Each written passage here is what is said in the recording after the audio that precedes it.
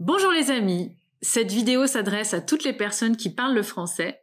Je vous invite vraiment à lancer les paris en famille et avec vos amis. Pourquoi? Parce que le 13 juin, dans un mois, en Suisse, eh bien, il va y avoir une votation historique. Comme vous le savez, la Suisse est le seul pays au monde où il y a une démocratie directe.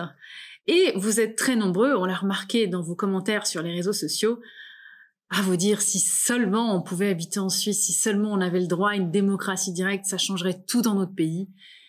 Vous le savez, je suis passionnée depuis 20 ans sur l'ingénierie sociale et comment on a fabriqué votre consentement, la manipulation perverse. Eh bien, je vous invite à faire vos paris en famille et avec vos amis. Pourquoi? Parce que vous allez voir ce qu'est la démocratie directe quand celui qui va voter derrière est sous l'emprise de cette ingénierie sociale, et vous verrez que le système ne vaut rien si vous n'avez pas ça à l'intérieur. Alors, pour que vous compreniez bien ce qui se passe, et vous pouvez l'appliquer aussi à votre pays, c'est exactement la même chose, c'est que en Suisse, nous allons voter le 13 juin sur cette fameuse loi Covid qui est en vigueur depuis septembre 2020. Vous voyez, ça fait pas très longtemps. Cette loi, c'est comme une grosse pâte à pizza. Quand vous faites votre pizza, vous avez votre pâte et ensuite vous décidez ce que vous avez envie de manger. Alors le gouvernement, qu'est-ce qu'il a fait? Il s'est dit on va mettre du thon, on va mettre des olives, on va mettre des anchois, et puis au fur et à mesure du temps, il a rajouté des choses. En Suisse, on a déjà une loi sur les épidémies. Donc en fait, il n'y avait pas besoin pour gérer cette épidémie de Covid de faire cette loi d'urgence. Mais ça, c'est un autre débat. Alors le gouvernement a rajouté des choses. Et puis dans ces garnitures, il y en a une qui fait que ça change tout pour le mois de juin, pour la plupart des Suisses qui vivent maintenant comme des mendiants. C'est la fameuse garniture, on va dire que c'est les olives, qui garantissent les aides financières. Ce qui est fou, les amis, c'est que au 30 juin, eh bien, les gens vont voir disparaître les deux garnitures, donc l'olive plus le thon, on va dire qu'elles sont liées, qui leur permettent d'avoir des aides financières. Alors, évidemment, personne n'en parle dans les médias, personne n'en parle dans les journaux, à la télévision. Pourquoi? Parce que sur cette fameuse pâte à pizza, il y a une des garnitures qui permet justement à ses propres médias de toucher des millions et des millions de francs suisses. Vous l'avez compris, tout ceci est un jeu très lucratif. Alors on pourrait très bien se dire, oui, mais on n'a qu'à rajouter notre garniture quand celle des aides financières va tomber. Oui, mais on pourrait aussi tout à fait ne pas avoir besoin de cette pizza et faire une loi spécifique pour compenser les gens. Et en fait, ce que vous pouvez voir là-dedans, c'est que les gens sont tellement focalisés à l'idée de perdre les cacahuètes qu'on leur lance, si tant est qu'ils reçoivent quelque chose, parce qu'il y a aussi beaucoup de gens qui continuent d'espérer et de prier, ils ont beau allumer des cierges, il n'y a pas grand-chose qui tombe. Bien. En fait, les gens vivent dans le mythe de l'État-providence qui va les sauver, alors que c'est ce même État qui les a mis par terre. Regardez, quand vous allumez votre télévision, qu'est-ce qu'on vous dit sur l'économie? Qui a mis l'économie par terre? Que vous soyez au Québec, en France, en Belgique ou en Suisse, ou peu importe, votre pays, la chaîne de télévision ou votre journal va vous dire que c'est le coronavirus qui a mis l'économie par terre. Jamais les façons dont le gouvernement a géré l'épidémie. On va vous dire que c'est le virus qui a mis l'économie par terre. Ben là, c'est un petit peu pareil.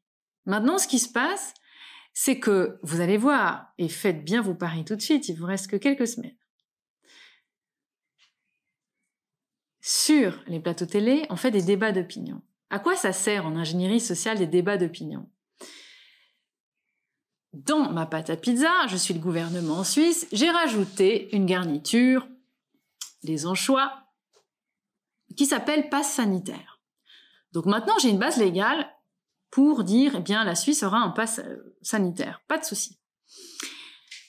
Donc ça, les gens l'ont pas vu vraiment passer. Je crois qu'ils se disent, de toute façon, maintenant, on est un peu obligé si on veut garder nos aides financières alors qu'elles s'arrêtent au 30 juin. Mais bon, bref, c'est un méli-mélo émotionnel. Vous savez, il y a une base en ingénierie sociale, c'est qu'on s'en fiche de la rationalité des choses. Qui compte, c'est l'émotionnel. Le peuple réagit à l'émotion, pas à la raison. Une fois que vous avez compris ça, en gros, vous avez tout compris en ingénierie sociale. Il suffit juste d'appliquer quelques petites choses. Alors, on fait des débats d'opinion à la télévision, et regardez chez vous, c'est probablement la même chose. On va vous faire débattre, on va vous faire regarder un débat, mais ce que vous devez bien comprendre, c'est que quand vous regardez un débat à la télévision, c'est comme si c'est vous qui débattiez dans votre tête. Il y a une espèce de transfert qui se fait. Est-ce que le pass sanitaire, vous voulez qu'il soit bleu ou rose? Moi, je me souviens, quand j'étais enfant, j'adorais faire des tours de magie, et on m'avait appris ce genre de choses. Il faut aller très vite. Quand vous êtes dans un tour de magie, il faut aller très très vite, et d'ailleurs, c'est ce qu'on voit depuis des mois maintenant, on va de plus en plus vite, et les gens sont tout le temps en train de courir après des décrets pour essayer de se battre contre, alors que personne s'est vraiment en masse assis et commencé à se dire, mais et si j'avais le choix? En fait, en vous demandant si le pass, vous le voulez bleu ou rose, ça sous-entend que vous n'avez pas le choix. C'est exactement ce qui se passe maintenant, ici, en Suisse, comme chez vous d'ailleurs. Et est-ce que vous avez le souvenir d'avoir entendu quelqu'un vous dire que l'OMS, depuis des lustres, a un passeport sanitaire qui est jaune, sur lequel vous mettez vos vaccins quand vous voyagez dans certains pays, où certains vaccins sont obligatoires? Est-ce que vous avez entendu que l'OMS a ce passeport jaune déjà en vigueur depuis longtemps? Ben non. Et alors, ce qui est le plus prodigieux, c'est que maintenant, on assiste à des vagues de jeunes qui font quoi? Qui courent aller se faire vacciner parce qu'ils veulent partir en vacances. Parce qu'en fait, dans la tête des gens, le pass sanitaire égale passe vaccinal. Dans la tête des gens, on a réussi à fusionner passeport sanitaire égale passeport vaccinal. Hop, voilà. Ça s'appelle la prestidigitation.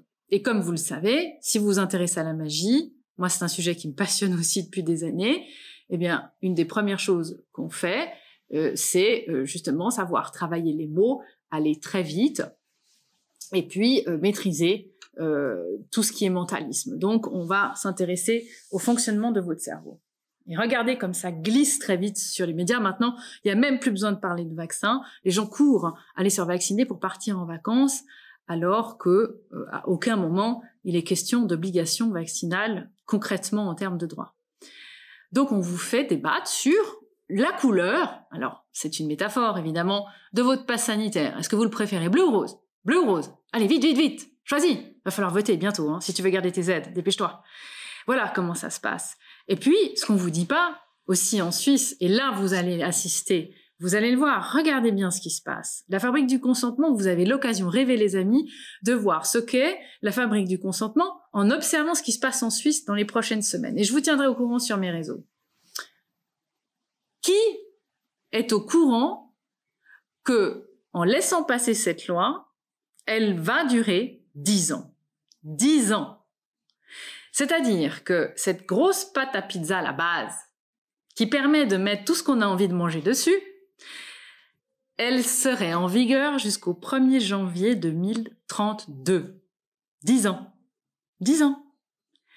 Donc en fait, on pourrait y mettre ce qu'on veut dessus. On pourrait y mettre très bien une garniture qui dit qu'on suspend les droits politiques. Pas de problème, elle permettrait ça, cette base légale.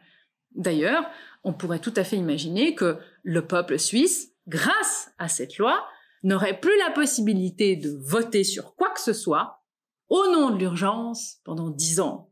Ça veut dire en gros que si vous avez maintenant 17 ans et que l'année prochaine, vous allez être majeur, à 18 ans vous pourrez voter, eh bien il est peut-être envisageable que pendant 10 ans, on ne vous demande plus votre avis. Voilà, en gros, comment fonctionne la fabrique du consentement. Je vous invite vraiment à aller voir ce qui se passe et à suivre les prochains épisodes des péripéties en Suisse et vraiment à vous questionner sur cette aubaine que vous pensez être la démocratie directe et à partager surtout les contenus de l'ingénierie sociale que je fais sur mon site emmacruzy.com. Vous avez les vidéos avec Philippe Bobolin, vous avez les vidéos avec Sylvain Laforest, on vous explique comment on vous programme, on vous dresse comme des petits animaux bien dociles à donner la patte pour avoir votre petit sucre à la fin du mois. Les principes de l'ingénierie sociale, créer un choc pour mieux le résoudre. Si vous n'avez pas encore intégré ces principes de base, c'est le moment. Je ne sais pas qui gagnera le pari de votre côté. Moi, j'ai lancé les miens. Je ne vous dis pas, peut-être que vous présumez ce qu'est mon pronostic sur le résultat des votes en Suisse.